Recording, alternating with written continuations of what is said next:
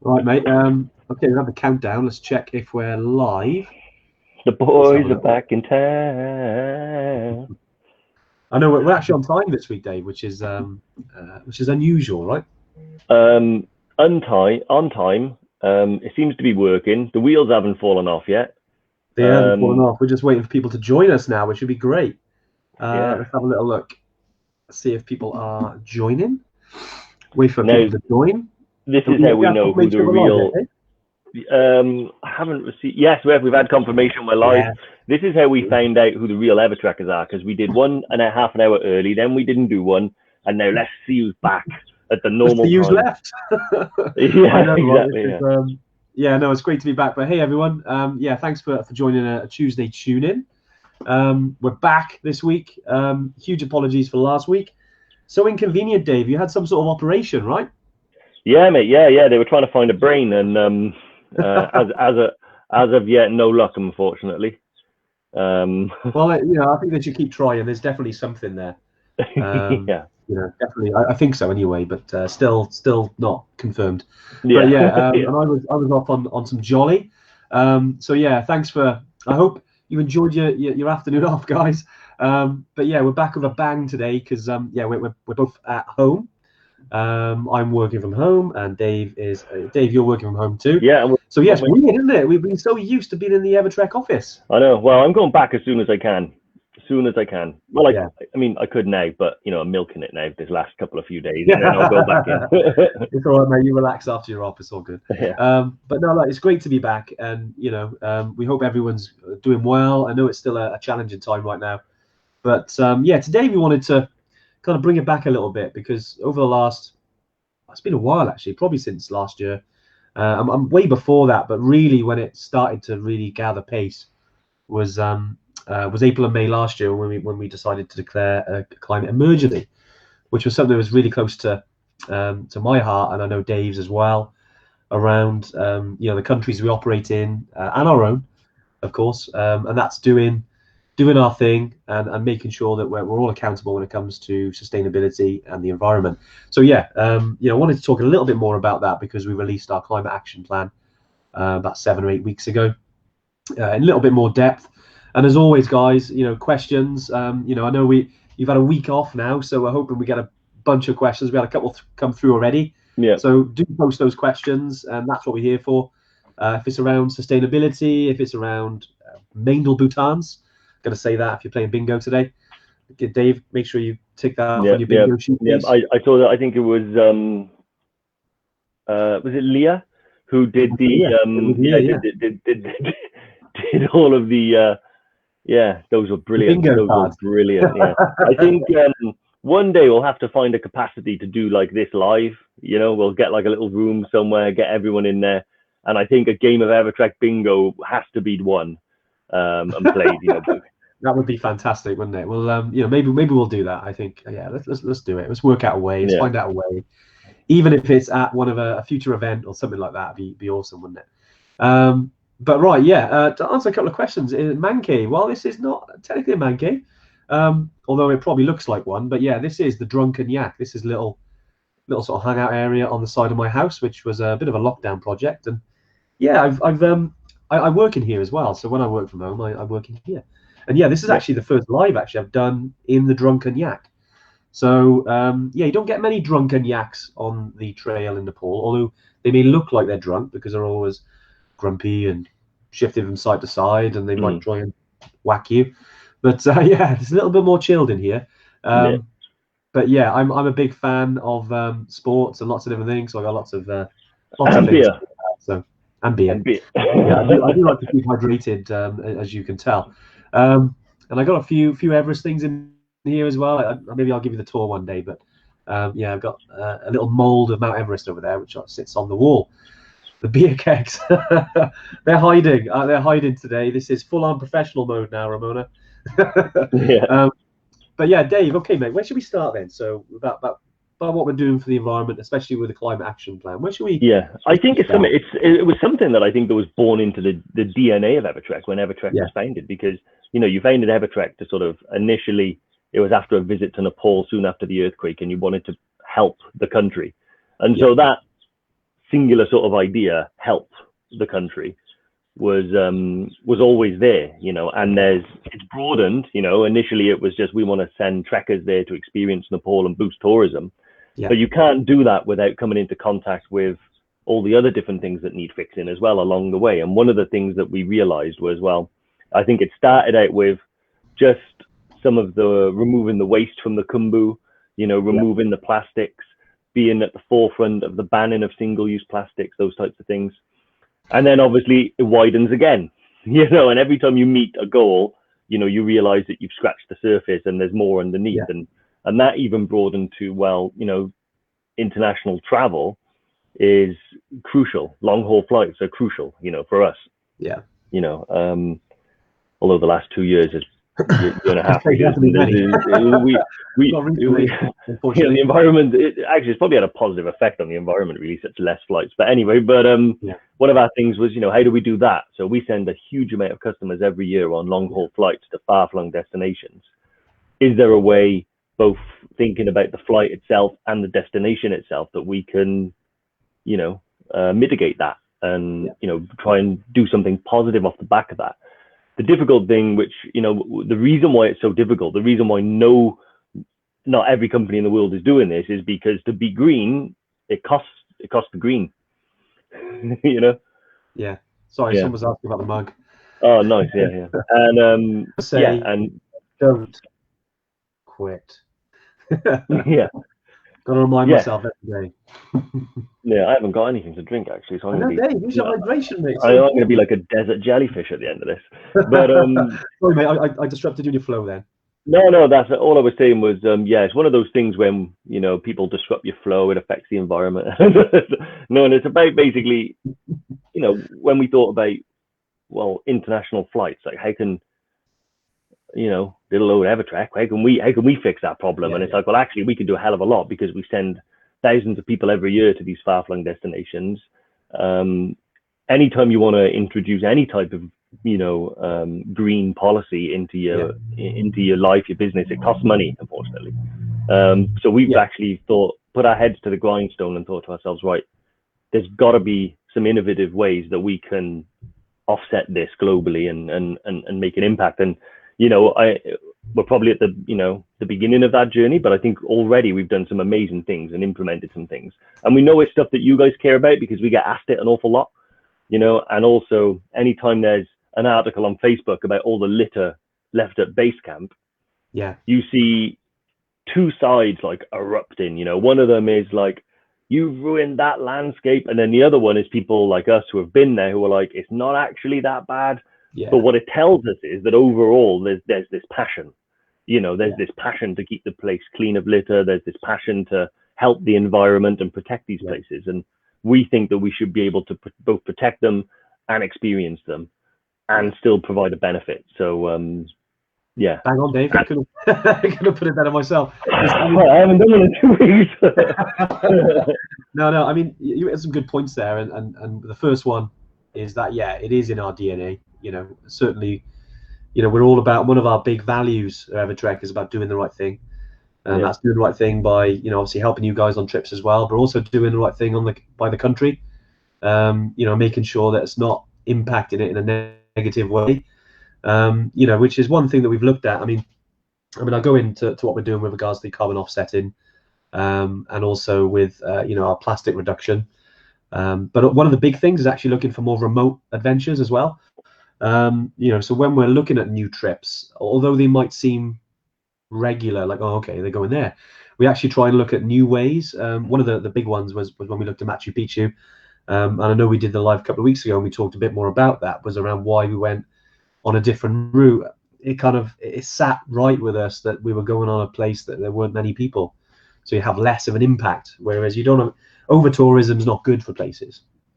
You know, although, you know, more people go with us, great, but it's also, we want to kind of try and limit certain amounts if we can on going to places. You know, that's why we have capacity on our trips. You know, that's why we don't run like hundreds and hundreds and hundreds of trips each season. You know, we run a lot. You know, like especially, I mean, I suppose one of the downsides with COVID is that unfortunately, you know, there is a bottleneck where all the people that have rescheduled are going to be going within like a 12 to 18 month period. So, you know, we're trying to think, okay, what more can we do then to minimize the impact? So one of the big ones was, more remote adventures. I think, Dave, when we've been doing research, haven't we, in terms of, okay, if we're going to go to this place, we're always looking at, okay, I mean, I'm gonna say it out loud here, but we're almost finished with it. But Mount Elbrus, which is almost ready and to go, we didn't want to just go on. There was a normal classic route. We thought, well, you know, we'd always want to go a different way, you know, the fun way, without it being absolutely freaking crazy. But yeah, we've gone to actually a different area of it. But although eventually you get to the same point because you're on Elbrus, we've looked at a new route or a new area. I'm really excited about that. So it goes into, you know, when we're talking about, you know, our climate action plan, that was one of the things was when we do run trips, we're looking at to go in a more remote area, or at least a less popular area, right? Or less popular route. And one of the big ones as well is Machu Picchu as well, you know, famed for its, you know, overpopulated route on the Inca Trail.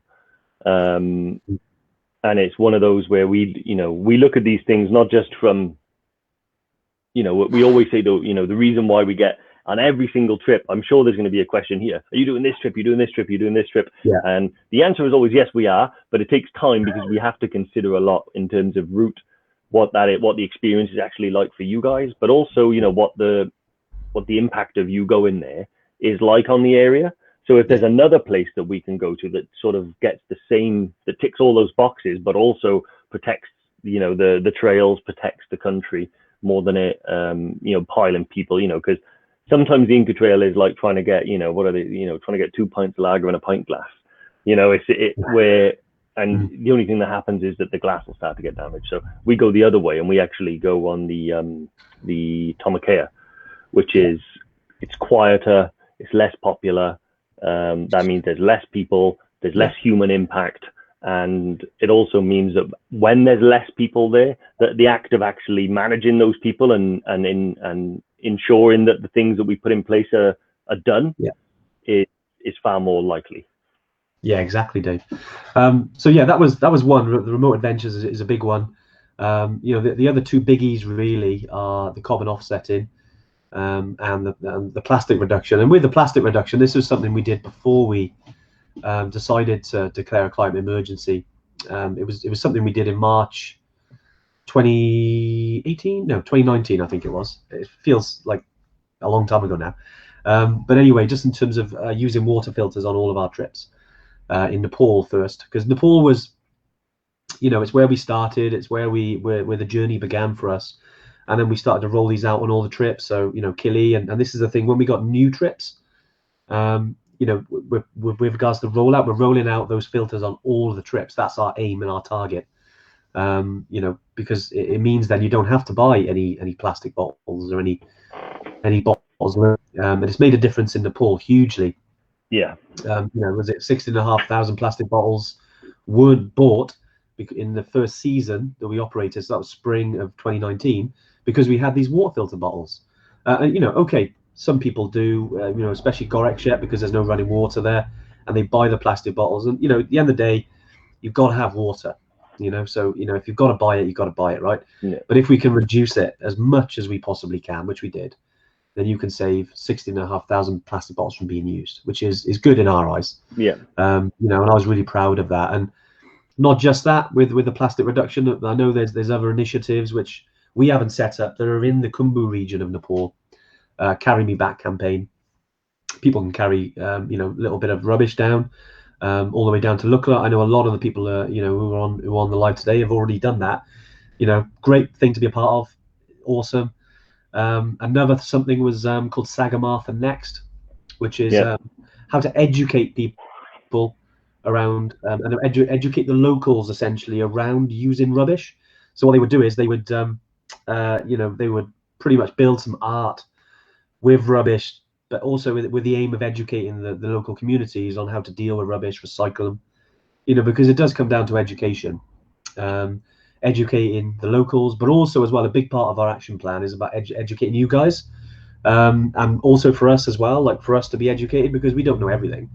You know, there's a lot of companies out there that you know, kind of say they're going to do stuff, because it gets a thumbs up. But we don't want to be one of those companies. We want to be a company that actually does something instead of not just saying it just to get the likes and the shares. Yeah. Like, we don't want to be that company. So for me, it's about educating you guys and us to get educated as well. So for instance, if there's anything that is working, for you guys, and it's in the climate action plan, which I will, Lauren, who's on the comments, if you can share the link, if you've got bingo, this is it as well. If you could share the link to the climate action plan. That is one, isn't it? Yeah, that is a bingo. Bingo. I'm just thinking, even if she doesn't, I'll pop it in, and we can get that link on there. So you can have a little bit of a read, guys, because I don't want to just sort of read out the whole thing, just to give you an overview. But essentially, one of them is around education, and that's both ways.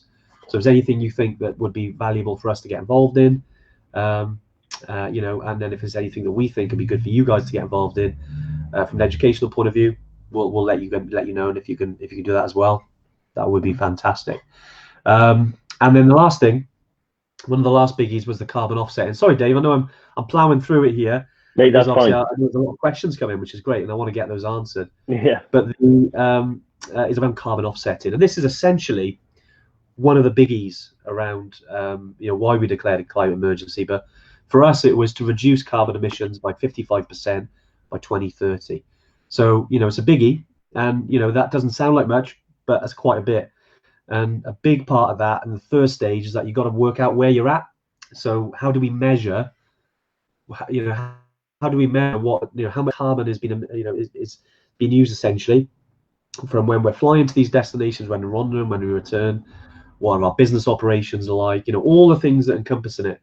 So that's where we're at the moment. We're in the measuring stage at the moment in terms of what we're using, because then once we know that, and we've got a number here, we know then what we've got to do with our relationship with Mossy Earth, and if there's other companies to do it as well, that what we need to do then to offset that carbon, because I think eventually, and you've got to reach certain targets, and I know every Everest is different, but we want to reach that target by 2030. But imagine if we can get to 100%. Imagine if we can get to that. How good would that feel? I think that would be the target for us. I know we've put that in the climate action plan in terms of 55%, but if we can do it 100, then fantastic, right? So awesome. Yeah, that's an overview of the climate action plan, guys. I put the link in the comments. Have a little look. It does say in there again around anything that you think you want to get involved in. Do drop us an email. I'd love to hear your plans and anything around that. And essentially for us, it's just around, we're not perfect. We try and do things in our personal lives to change and help the environment. And I've certainly, over the years, I'd say I'm a lot better now than I used to be. I haven't always been someone that's always thinking about the environment, just maybe my background where I grew up. Yeah. You stopped shaving to save on water, didn't you? I stopped shaving. Yeah. Well, it helps. But no, I think we can all do something, and do as much as we can. It's fantastic. And without, like I said, without sort of being, it's good to be held accountable, but none of us are perfect. But if we can aim and do what we can, then it's going to help, right? And for instance, on our trip, like I'm going to use Everest as an example. When I first went there, I think we've said a few times about where the glacier is at, the Khumbu Glacier, and how, because of, naturally the glaciers do breathe, if you like, so they do go up and down, but at the moment it's very low. Yeah. So even in the 5 years since, 5 years or so since I've been there, it's 100 meters lower than it used to be. It's like, wow, how the hell in such a small period of time? So for me, it's like, wow, we need to do something, because I remember Nima. It's just unbelievable, isn't it, Dave? Yeah, I remember Nima, my guide on EBC in April 2019.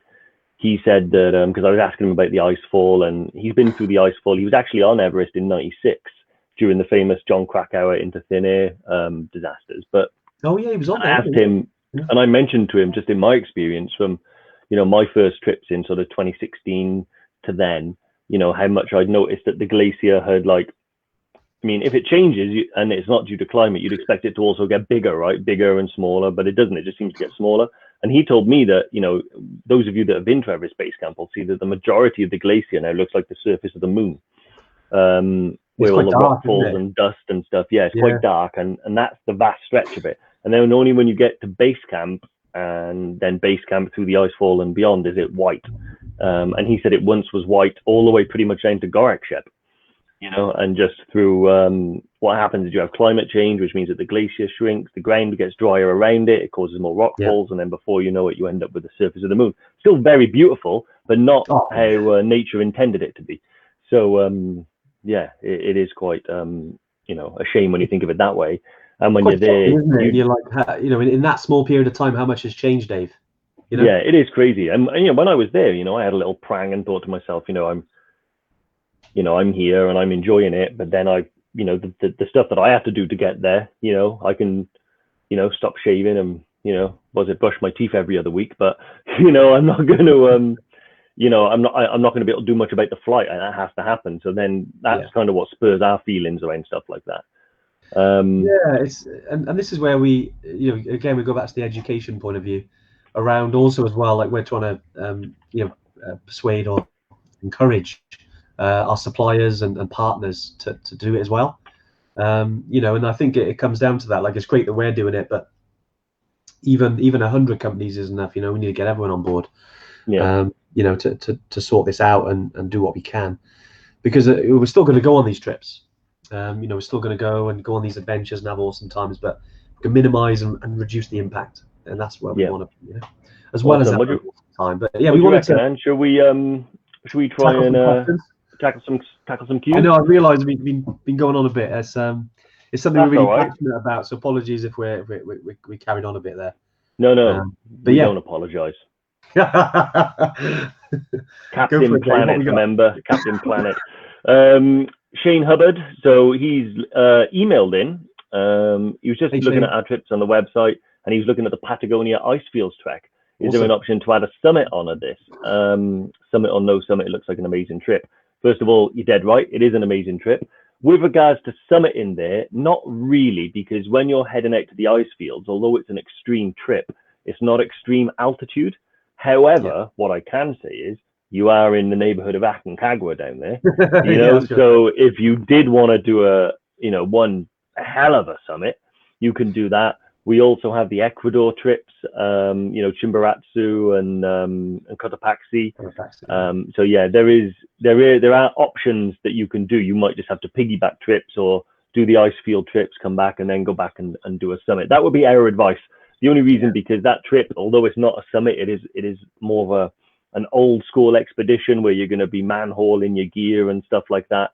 And you are going out onto the ice plains, which, you know, as you would imagine, you know, they're not very peaky, you know, but we have to do a lot to get you there. But the views are outstanding. It's still about almost the height of Kathmandu. I say the height of Kathmandu, but Kathmandu is about 1,300 meters above sea level. Yeah, Ben Nevis. Ben Nevis, essentially. Yeah, yeah, pretty nuts. But yeah, so it's still, the ice fields are still relatively around about the same, aren't they, Dave? Yeah, exactly. Yeah, so it's not like you know, it's not sea level, but it's not that trip's extremity is not extremity. Is that a word? Extremity is your legs. Extremity. Do you know what? You're testing me now, Leah. If you're listening, put it on extremity. This trip's hardcoreness comes from the fact that you are doing a sort of manhauling trek on the third largest ice plain on Earth.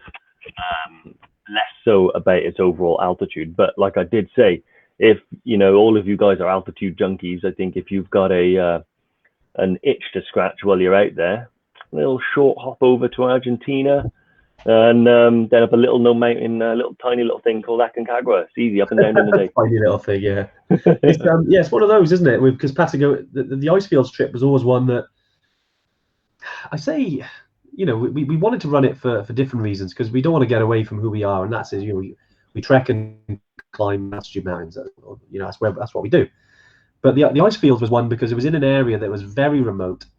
So again, we go back to what we talked about, remote adventures. You know, it was very epic in terms of, you know, the experience of it, and you're traveling through a landscape, which is in essence what we do on all of our trips, really. You know, we're traveling through an awesome landscape surrounded by beautiful mountains. You know, I think Sean has put on there, you know, you see, you know, Mount Fitzroy, you know, the other peaks in there. you know, in that region. And there are mountains, of course, because you're surrounded by them. There's none that we do at this moment in time. Yeah, well, they're super technical. If you've been here since the beginning of time with Evertrek and where we are now, you know that we like new trips, and we're always looking at new trips. But you know, we can't wait to start running these. And then once we can get out and test more, then we can certainly start to grow our you know, our sort of ecosystem of trips, if you like. But for now, yeah, it's an awesome trip already, mate. And yeah, hope that answers your question. But yeah, nice, Dave. What else we got? Let's have a quick look here. Just reading through some of the comments now. Julie Dow, how's the knee? Yeah, thank you very much, Julie. Yeah. The knee is doing remarkably well, to be honest, remarkably well. So I had an ACL graft, ACL reconstruction surgery using a graft for my hamstring. Yeah. And there's an extra hole in my leg. There's only supposed to be 3, but there's 4. Yeah. So I don't know if you can see my knee from here, but that's my knee. So what are those drawings, Dave? Oh yeah, my niece came over. That's where they took the hamstring graft from. Yeah. And then I've got 1, 2, 3, 4 holes in my leg. They got that pigeon right in the eyeball, didn't they? They did get a pigeon right in the eyeball, mate. Yeah, they did get him right in the eyeball. But that's a sneak preview of why people get called the painted yeti, you know. So, but yeah, so no, it's doing really well, to be honest. Had my first physio post-op yesterday. The pain has been, I'll be honest, easy. You know, touch wood. It's you know, they gave me some you know, like regular painkillers, and then they gave me morphine, like liquid morphine to drink. And that made me nervous because I had a nerve block in my leg. So after the op, I couldn't feel anything. I could walk and move it, but I couldn't feel anything. And they gave me morphine, and they said that's for when the nerve block wears off. And I was like, okay. So I'm sitting there at home now, just like waiting for this car crash to happen. And I woke up the next day and it was fine. Woke up the day after that and it was fine. And I've been moving around on my crutches since it happened. So yeah, that's the update on the knee. Well, Dave, you got, I know we talked about this a little bit before, that you're going to be sharing some videos around sort of how it's gone with the group. Yeah.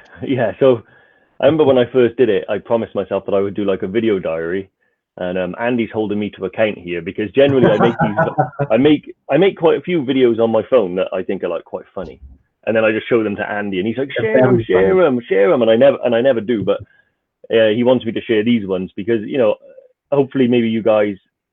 I mean, mine is specific to ACL recovery, but on the broader scheme, knee injury, broader scheme than that, injury, you know, broader than that, again, you know, it's all come back to the mindset stuff. Because literally before we were going live, I said to Andy that I never thought about mindset before I really met Andy. I only ever considered the physicality of doing something, and never really the effect on the mind. And that was perhaps because I was a little bit gung-ho when I was younger. Yeah. But actually now, this more and more I think about the mindset of things, and I've never turned back from a summit, and I've achieved my goals, and I think that might be why. I mean, I will turn back one day, that'll happen. But the knee, I said, imagine if you lived in a world where there was no anxiety, no stress, no mental health problems, and all I had to do was fix my knee. Easy, right?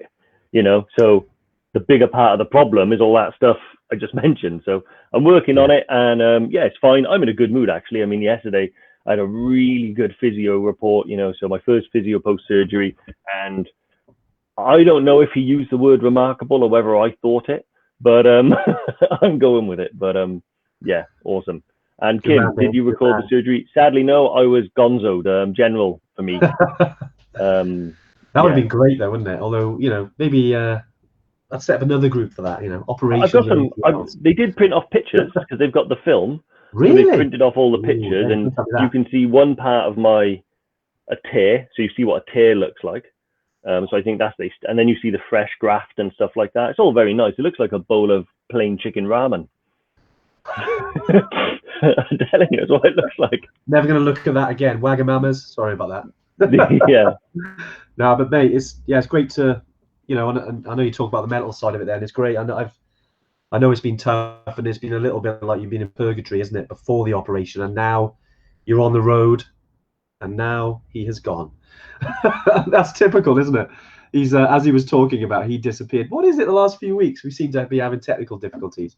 Right. as we're continuing, I'm going to be continuing the live whilst we try and get Dave back on. Here he is. Here he is. He is coming on in. Here he is. Finally, Dave, what happened? Easy go, mate. Wow. Isn't it? We're getting a lot of gremlins, aren't we, the last sort of month or so? Yeah, I don't know why, though. It's really weird. It's probably just the internet dropped off, mate, but don't worry. It's all good. It's all What's good. really annoying now is I can hear myself in my own ear. We'll sort the audio out. I will try and answer some questions.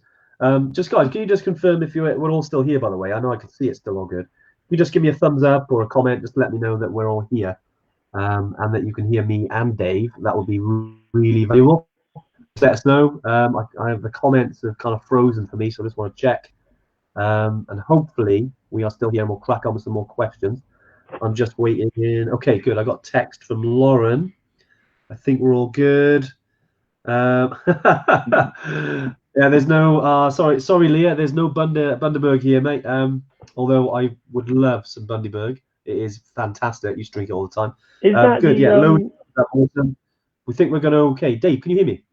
I can hear you. It's quite echoey in my ear, but that's only a problem for me, so I'll put up with that. You sure? Yeah. All right. Well, look, we'll crack on then.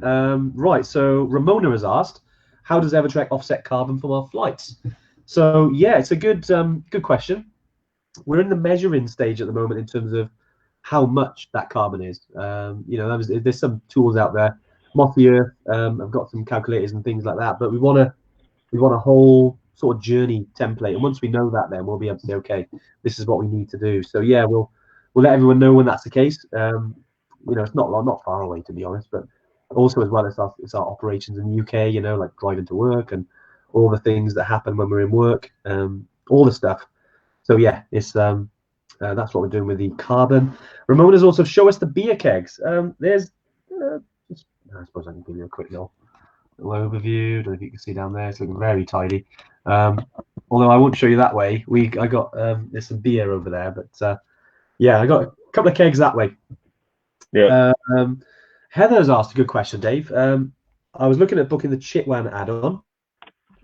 And we read about some distressing reviews, obviously in the area around the elephants there. Have you had any first-hand experience? And I suppose I'll take this one, Dave, because I've kind of had it was awesome to go there. But yeah, you do.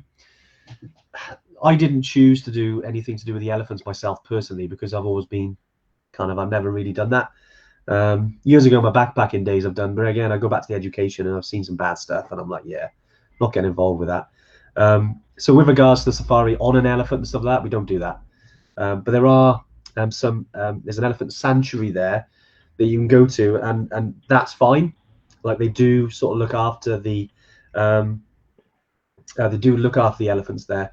But there is a little bit more information, because I've seen a few people come in here mentioning they've been there already about the it's not bad there. I mean, I say we're not bad. There's a lot of places in Asia, unfortunately, where elephants don't get treated great. No.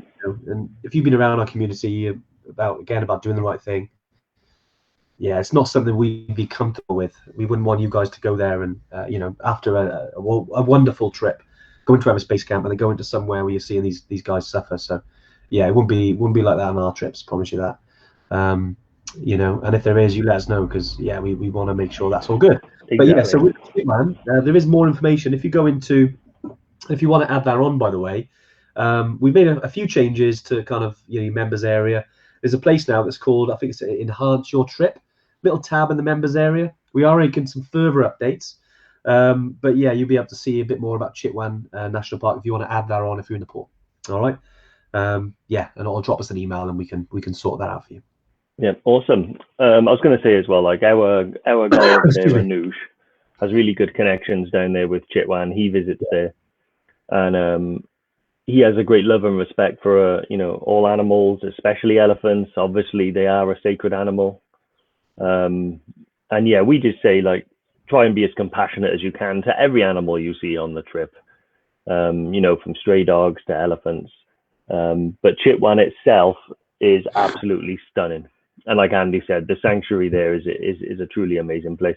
one thing I'm curious of, Kim Lawley, what's the name of the B&B? I've always wanted to go and stay in Oban as part of like a whiskey tour. Okay. So yeah, if you wouldn't mind commenting the name of that B&B, I'll check it out. Jerome is on the live, and Jerome, are we talking about the Chipman National Park? Yes, we are, my friend. We're talking about Chipman. We someone asked a question around that. We thought we'd drop in Arden Lodge, Dave. Arden Lodge, nice. 2 seconds. I'm gonna make a note of that. So, having a quick look now. So, did Charlotte Alice has said, why did you choose the route up Kilimanjaro? Very good. Once again, with Kilimanjaro, it's a long way away, and there's a tendency for people to want to go there and get it done as quickly as possible. And that's not at the core of our trips. Our trips we want to be an experience, an adventure. And the longer you spend there experiencing the place, the more adventure and the more you get out. So we knew we were going to do a longer trip. That's just one factor. The other factor is the success rates. So Kilimanjaro is not an easy summit to reach. If you do what they call the Coca-Cola route, that's 5 days, maybe 4. And that's too much. Yeah, I think pretty much 50% of everyone that attempts that route will fail. And 50% of the 50% that make it don't feel great. So going the longer route, the Lemosho route, not only do you get to start off, spend more time in the lowlands with the jungle, the monkeys and all that stuff. Each day you gradually gain in altitude. So the success rate, I mean, our success rate so far on Kili, we haven't sent a huge amount, but 100%. 100%. It is. Yeah. We certainly would have a lot more numbers than one for our friend COVID, but certainly going to be taking more people out there very soon, hopefully. Fingers crossed. But yeah, right. I'm just waiting. Signal's okay. Aspen, Dave. Aspen, not Arden. Aspen Lodge.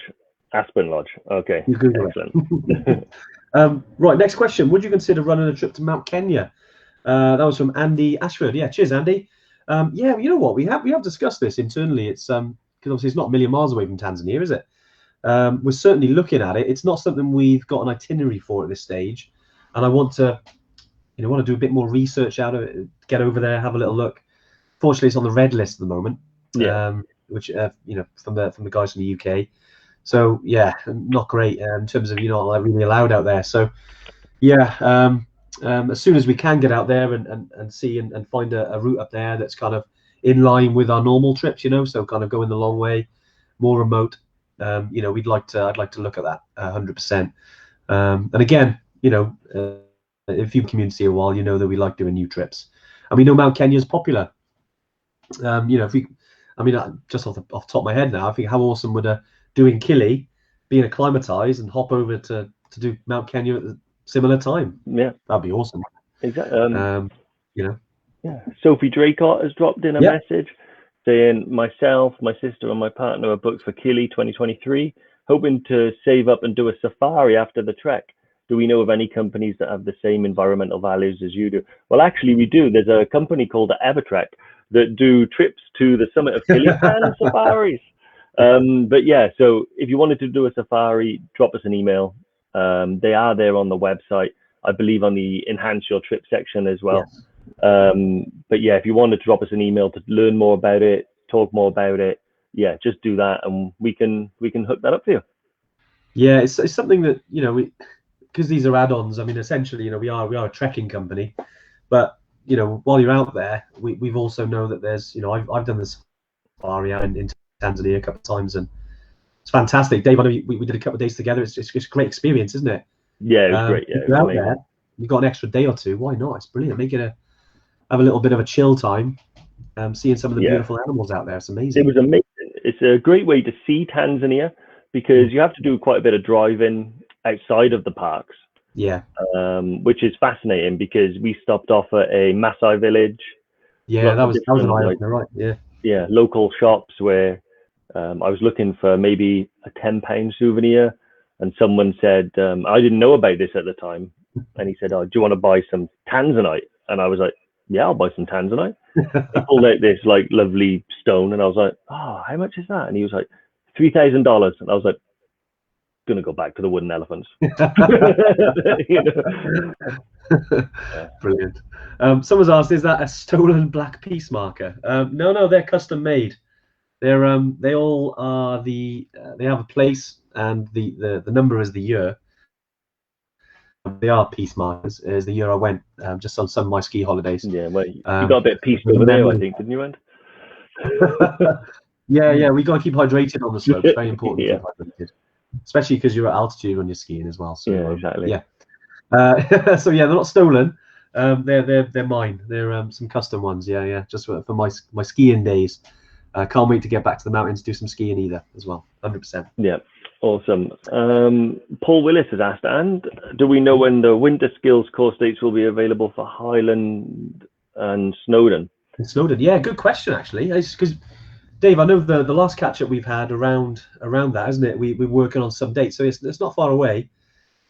We've kind of prioritized doing the summer and the autumn ones because we got the training weekends, and also we got the Snowdonia Explorer. Because that's been the ones that have accommodation available. So due to the restrictions, a lot of places have been booking up quite fast. And with us, because we don't normally run too many trips in the UK. We do our training weekends, but all the other trips that we run, linked to one of our partners up in Snowdonia, Aim Higher, they're kind of restricted in terms of what they can book.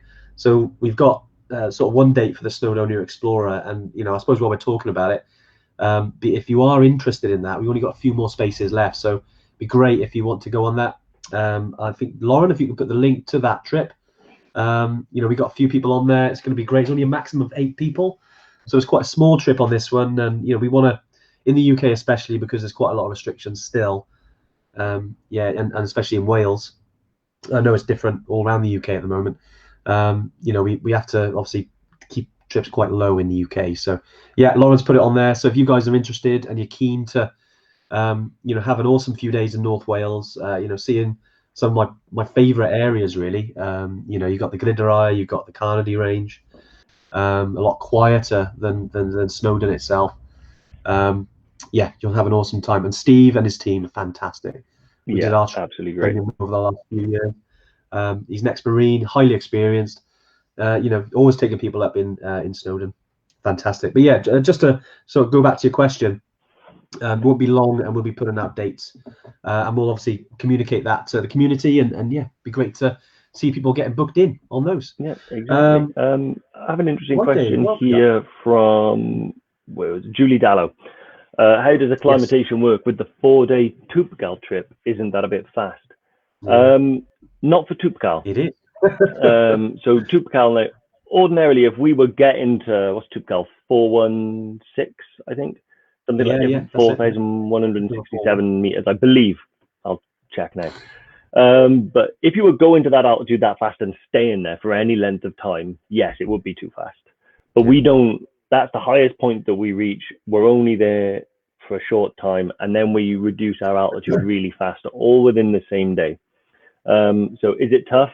100% it's tough, but it's not dangerous in terms of altitude. The longer Toupgal trek basically just takes a scenic route to the summit, so you get to spend more time in the Imlil Valley, more time in the the region in the Atlas Mountains. The other one is like express. But I'll just have a look at what the refuge is. Oh, the refuge, I think it's, what was it, like 3, 2, yeah, 3, 4? It's pretty much almost a Ben Nevis climb in one day, because the thing is that even though you're at 4-1, you drive to a place called Imlil, which is just over 2,000 meters. And then you're not at altitude for a significant time, so altitude doesn't come into it as much as, say, if you're in a mountain for 11 days, or like Killy if you're on the mountain for like 8 days.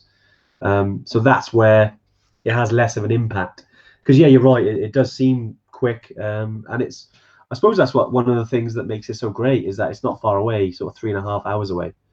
Then you can go into 4,100 meters within 4 days, touching it, and you're down really quickly. So the refuge is 3207.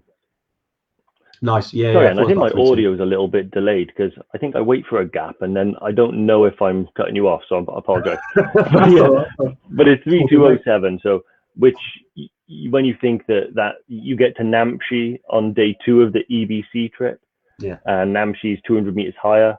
It's all relative. It just seems like it's more extreme because of the short length of time.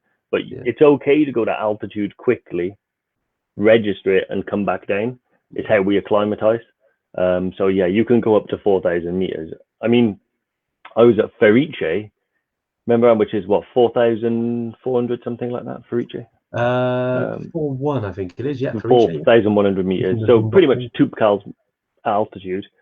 And there were some people doing a helicopter tour of Everest Base Camp and stopping at Kalapata. But the helicopter needed to be used to evacuate people. So the helicopter lands, and these 2 tourists in like jeans and trainers and a t-shirt like just walk off the helicopter, and we're there like trekking, having like, and I said to them, "How'd you feel? You all right?" And they were like, "Yeah, fine. Why shouldn't I be?" I was like, "No, I was just wondering." but yeah, you can. Yeah, I didn't want you know, if you're here overnight, you're gonna need some O's. But yeah, you can. It's perfectly safe to get to that altitude, hang around for a bit, and come back down. Actually, sorry, Dave. Yeah. So it's still, I mean, higher than Tupkal. Yeah. Awesome. Sorry, Dave. That's all right, mate. I'll crack on. Lord Ashley James, do we add on trips to the Sahara with Tupkal? Yes. Well, I suppose what I should say is we can. I don't know if we've written them up and put them on the website yet, but it is on the list of priorities to get done. Again, what I always say to anyone is, if there is something you want to do in the country, to enhance your trip, then drop us an email first, because our teams over there are almost capable of everything that you can want to do. Yeah. So even if it's not something that we got on the shelves out in the front of the shop, we might have that trip sitting out back. So do ask us. Yeah, and I think Jamal, who's our sort of operations manager in Morocco, and I've been over there myself and seen some of the bits outside of the trekking. There's a lot that you're able to do. We haven't really added them as add-ons yet, sort of to book directly. I mean, like Dave said, if you want to do it, we can facilitate it, and obviously you can do some of the add-ons if you want to go into the Sahara. It's not far away, to be honest. And they can do some camping in the Sahara. It's something that will certainly be available as an add-on, to book on the website very soon. But it's if you want to do it, then yeah, we can do that for you, James. If you fancy it, it's the same as all of our add-ons. They're not date related. You can add them on to the end or the end of your trip. Always good at the end, isn't it? After you've done what you need to do. Yeah. And then you can chill out. But there's plenty to do in Marrakesh as well, especially if you're on the 8th day, because you have a couple of nights in Marrakesh. Whereas the 4-day is kind of up and down, and then you're off. But great if you try and maximize annual leave. Book a Friday off, book a Monday off, and you can fly over, nail Tupkal, and then you'd be back in work on kind of Tuesday. So James has also asked, would we ever consider doing a distance trek like the PCT? Is that the crest? The crest trail, that is. Yeah, so that's the one that goes through California. I do suspect there's a member of our team that would be really, really happy to run it. Yeah. Ali herself being a native of California. So who knows, mate? Who knows? We'll I'll put it on the list and we'll have a look into it. Yeah, that's a long one. That's a long I know it's multiple days. I mean, I say multiple days. There might be multiple weeks, right? Because I know it's pretty much the whole length of California. Yeah, a lot of people do what they call through hiking. So obviously because you're hiking through a place, but it can take, and they do sort of parts to it. So it's interesting actually, because we haven't got any trips in the States at this time. It's something we've certainly be looking at in the future. Again, world domination from a trekking point, right? But certainly I'd love to do it over there because the scenery is amazing. Certainly want to do some remote stuff. It'd be great to do some stuff in Alaska, but it's on the to-do list at the moment. Yeah, we've got want to get back to running our normal trips first. But yeah, certainly a great idea though. I keep these ideas coming, guys. I think some of the biggies that we've got, and Dave, I know we've obviously we've recently launched the Ecuador trip. We got the Patagonia ice fields. Obviously, Elbrus isn't a mile away, and also a real big one I know you're really keen on is K2 Base Camp in Pakistan. Yeah. I mean, these are the ones we want to kind of because we know that they're really popular and people want to get on them, so we're kind of prioritizing them before we start doing all these other places. But yeah, no, certainly there's so many places around the world to go to. Yeah, isn't exactly. I would say K2 Base Camp's pretty high on the list. Pretty high. I'm gonna like. I'll be honest. If there wasn't so many people screaming Elbrus, then maybe that would already be there. But yeah. I mean, it's exciting. I can't wait to get back there, doing all of these trips. Well, I'm going to take us some more questions. Diane, great to see you on as always. Yeah, great, and thanks so much for smashing the strides for guides. Excuse me. Yeah, you've been fantastic I think you've done over 200 kilometers now, which is fantastic. There's been some money raised, which has been great, and don't forget to share the fundraising link if you are involved in Strides for Guides. I think we're over £1,000 now raised, but obviously as much as we can do is great. As always, we're trying to raise as much as we can, but you kind of realize, okay, we wanted to get to a bigger target and we haven't quite reached there yet. So if anyone can share that and get some donations, then it will make a huge difference. But look, it's great to see everyone get involved in that. I think we've had about 90 people in the end actually get involved in Strides to Guides, which is great. And it's got people out and about, and which I know you guys are into anyway, doing some training, and yeah, I hope you've enjoyed it. But Diane, right, your question. Tell me more about carrying your own equipment for the Patagonia ice fields. How much weight? Is it doable for most of us mere mortals? For you, Diane, yes, definitely. No, when it comes to the Patagonia ice fields, you have to be realistic. It is difficult. It is challenging. And, I would say it's probably good to have experience of maybe actually carrying your own gear and going on a trip. But that being said, it's like any of our trips. We've had people who turn up and just do it because they just like, okay, I'm going to do it. It's a goal of mine, and I want to do it. But yeah, when you're carrying gear, it'll be about 15 kgs. So imagine that on your back. There will be some support, but on the remote time, which is like 3 or 4 days, you will be carrying your own gear. There will be support from the guides and the assistant guides, but it's quite limited because of where you are. But about 15 kgs is essentially what you'd be carrying. And light, if you can do light and fast, which is always good. But for me, I like carrying decent amount of gear. Dave, I know you always carry lighter sort of bags to me. Generally speaking, yeah. Most times, but yeah, it's certainly doable for mere mortals. And don't think you have to be, have to have done like dozens of expeditions already. It's something that you can do, certainly. And if you want to chat a bit more detail, Diane, just drop us a message as always. I know that you've booked on quite a few trips. We want to get you on those soon. As soon as we can, so we can get a feel for the altitude and feel for the journeys. But knowing you, Diane, you'll be great. It's I think on all of our trips, like I said, don't think you need to be an athlete or triathlete, or you have to be out every day. Like it's all about this. If you want to go, it's an adventure. If you want an adventure, then great. Yeah, we'd love to have you. Exactly. Jerome has asked, with Patagonia, what protocols do we have if it all goes badly wrong? Well, we just feed you to the leopard seals and give back to the environment. But no, to be honest, it's the same with all of our trips. So all of our guides over there, I believe they're equipped with sat phones on that trip. So they're in constant emergency communication back with our teams. And yeah, helicopter evac. It's the same. It's the same that we do. So if there is like with that, it's not going to be altitude related. It'll most likely be an injury. Yeah. Worst case scenario, like a broken leg or something like that. And if that's the case, a telephone call is made and a helicopter is dispatched. Job done. Nice, Dave. Nice. Yeah, it is. It is one of those, isn't it? That you're in a remote region. This is probably one of our first that's really off the beaten track, you know. Yeah. So yeah, speaking to the guys over there, you know, they've been doing this for a while now. You know, they've got the sat phones, and if things need to go wrong, you know, these are the sat phones that you would, for instance, be using on Everest. You know, so they're very, very good. Very good. But as Dave said, it's more to do with injuries and things like that. So it's very, very unlikely that something would go wrong. But as we know, this is adventure travel, right? So you know, we have to be prepared for that. Yeah, exactly. And those things are in place in case that happens. Things can't go badly wrong. You're not on an adventure. You know, you're on managed danger, Dave, as we like to talk, isn't it? Yeah, exactly. Yeah, and right. Just want to make sure that we're.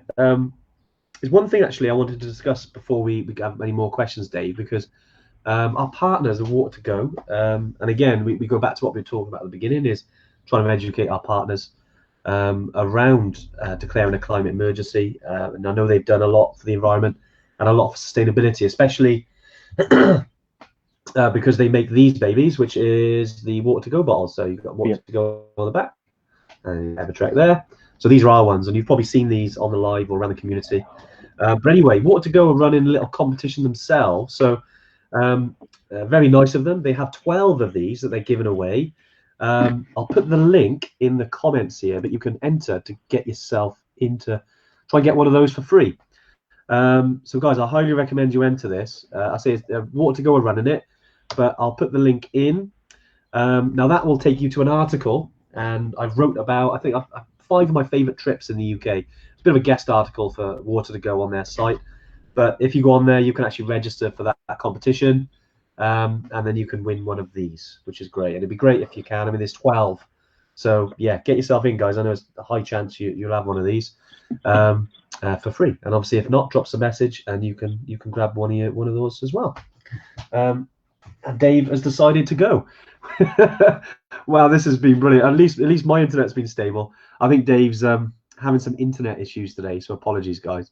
But I will be able to bring him in a second. Dave is 3, 2, and 1. He's back. Are we live yet? Wow, I can hear you. Right, Dave. We've answered quite a bit of questions today. Have you got any others you want to cover off? Leah, before there are no sandflies on. Good I hear that they're really horrible. Brilliant. Well, right, guys. Look, it's been great. I know we've answered loads of questions. I hope that we did a little bit around you know, the action plan. Have a little look at it. As we said before, it's all around education, and that's both ways. You know, if there's anything you think that would be cool for Evertrek to get involved in, anything you think that you know, might help the cause, anything at all, drop us a message. And as well as that, we hope we've answered your questions today. If there's questions that are still burning that we haven't answered yet, just drop us a message, info@evertrek.co.uk, and then we can obviously reply and ping that back to you. But yeah, Dave, we got you back for the end. Dodgy internet, mate, isn't it? Mate, it's I'm getting back to the office. ASAFP. Yeah, stands for feasibly. I can hear 2 of you now. I can hear 5 of me. Sorry, that's when I'm off the live. That's just constant. Right. Well, all right, guys. Well, look, have fun. Have a great week. Keep doing the Strides for Guides. Keep sharing the GoFundMe link. And yeah, we'll see you next Tuesday. Bye. Bye.